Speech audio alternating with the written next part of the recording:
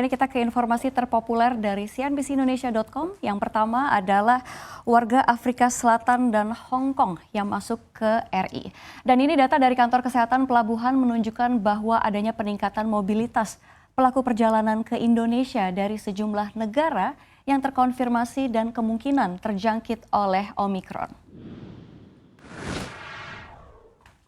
Data dari kantor kesehatan pelabuhan per 26 November menunjukkan pelaku perjalanan internasional dari Hong Kong ke Indonesia pada bulan November ini mencapai 928 orang. Kemudian disusul oleh Italia sebanyak 470 orang, lalu Inggris 206 orang, Afrika Selatan sebanyak 116 orang. Sementara itu, Menteri Kesehatan Budi Gunadi Sadikin telah memastikan bahwa varian tersebut belum ditemukan di Indonesia.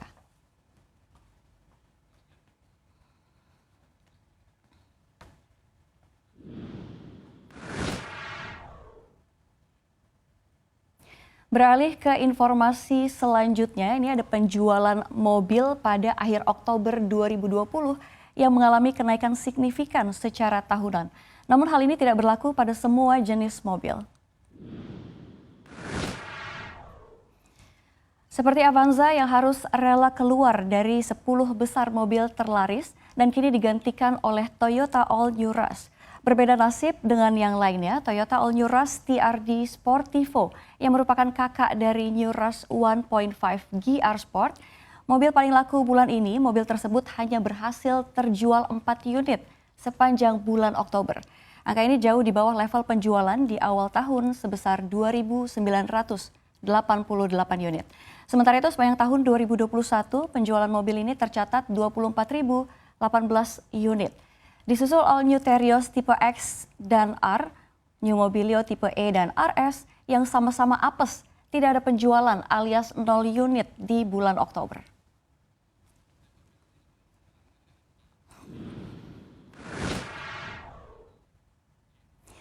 Informasi selanjutnya ini perlu dicermati para investor komoditas sebab rebound harga minyak sawit mentah dinilai hanya sementara.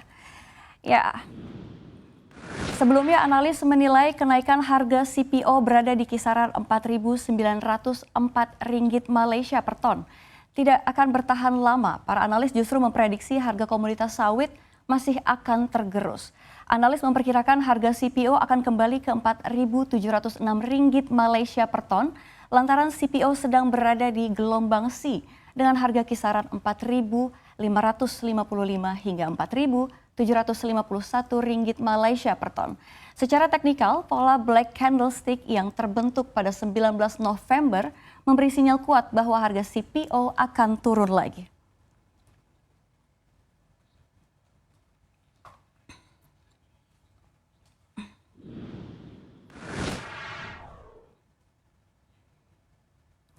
Informasi yang terakhir yakni Rusia akan menugaskan kapal perangnya ke Indonesia pada 1 hingga 3 Desember mendatang.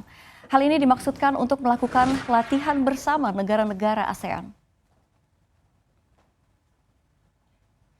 Duta Besar Rusia untuk ASEAN, Alexander Ivanov, mengkonfirmasi latihan tersebut akan diadakan di wilayah perairan utara Pulau Sumatera. Moskow sendiri akan menerjunkan kapal tempur penghancur anti kapal selamnya dan diikuti kapal anti kapal selam besar Admiral Panteleyev yang akan dihadirkan dari sisi Rusia. Sebelumnya ide latihan ini sudah dibahas pada pertemuan Rusia dan ASEAN pada Oktober lalu untuk memperkuat kerjasama pertahanan antara ASEAN dan Rusia. Nantinya latihan ini juga akan langsung diresmikan oleh Menteri Pertahanan RI Prabowo Subianto di atas kapal Admiral Panteleyev.